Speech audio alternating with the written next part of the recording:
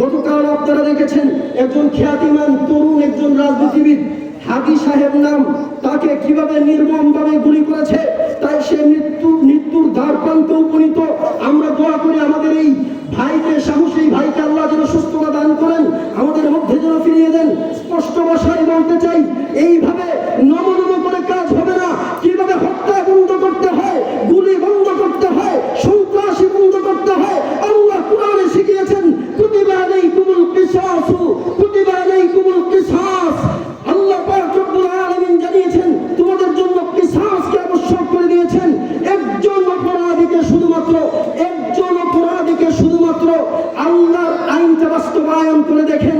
যেই লোকটাকে হত্যা করা হয়, সেই লোকটাকে যে হত্যা করেছে, এই লোকটাকে বাইতুল মুকাররমের সামনে দাঁড় করিয়ে যেইভাবে হত্যা করেছে, সেইভাবে একদিন মাত্র হত্যা করে দেখেন। রাষ্ট্রের পক্ষ থেকে বিচারালয়ের মাধ্যমে একবার শুধু আল্লাহর আইন বাস্তবায়ন করে দেখেন। আল্লাহর কসম, এই দেশে এত আইন রাখবে না, এত হামলা মামলা রাখবে না, এত আন্দোলন রাখবে না।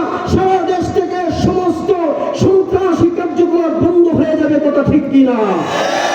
আমার বন্ধুগণ, ইসলাম সবচাইতে বেশি গুরুত্ব আরোপ করেছে মানুষের বেঁচে থাকার অধিকার।